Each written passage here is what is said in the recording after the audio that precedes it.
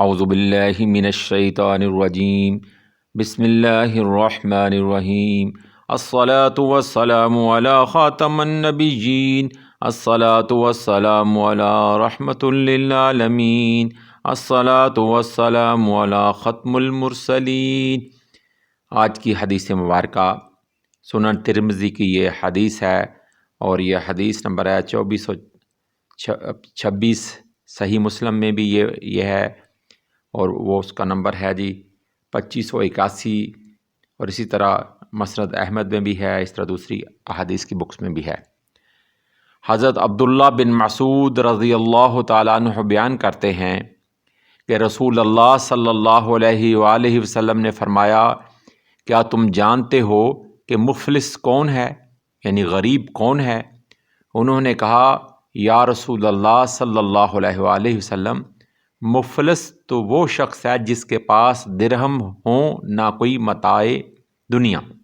یعنی کہ نہ کوئی متاع ہو۔ اور رسول اللہ صلی اللہ علیہ وآلہ وسلم نے فرمایا، میری امت میں سے مفلس و غریب و مسکین تو وہ شخص ہوگا جو قیامت کے دن نماز، روزہ اور زکوٰۃ تو لے کر آئے گا، اور اس نے کسی کو گالی دی ہوگی اور کسی کو تہمت لگائی ہوگی، کسی کا مال کھایا ہوگا اور کسی کا خون بہایا ہوگا اور کسی کو مارا ہوگا۔ وہ شخص بیٹھ جائے گا اور اس کی نیکیوں میں سے اس کو بدلہ دیا جائے گا جس کے ساتھ، یعنی کہ اس نے زیادتی کی ہوگی، اور اس کو بدلہ دیا جائے گا۔ پھر اگر اس پر جو حقوق ہیں ان کی ادائیگی سے پہلے اس کی نیکیاں ختم ہو جائیں تو ان کے گناہ اس پر ڈال دی جائیں گے، پھر اس کو دوزخ میں ڈال دیا جائے گا۔ استغفر اللہ، یا اللہ معاف فرمائیں۔ تو اب یہ دیکھیں کہ اگر آپ کے پاس تو نیکیاں تو ہیں، آپ نماز بھی پڑھتے ہیں، زکوٰۃ بھی دیتے ہیں، روزہ بھی رکھتے ہیں اور دوسرے بھی نیکی کے کام کرتے ہیں، لیکن آپ نے کسی انسان کو گالی دی، کسی کے ساتھ کسی پر تہمت لگائی، کسی کا مال کھایا، ناحق مال کھایا، اور کسی کا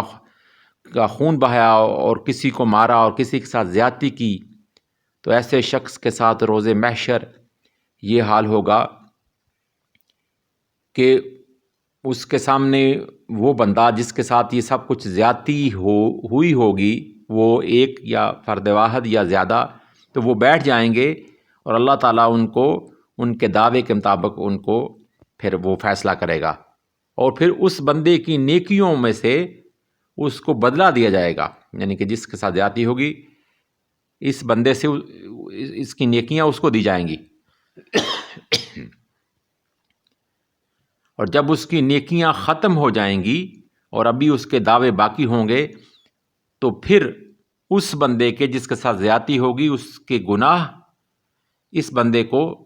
دے دیے جائیں گے، اس میں داخل کر دیے جائیں گے، اور یہاں تک کہ وہ اس حال کو پہنچ جائے گا کہ اس کی نیکیاں ختم ہو جائیں گی اور وہ گناہ اس کے پاس اس کی زیادتی ہو جائے گی، اور وہ اس وجہ سے، صرف اس وجہ سے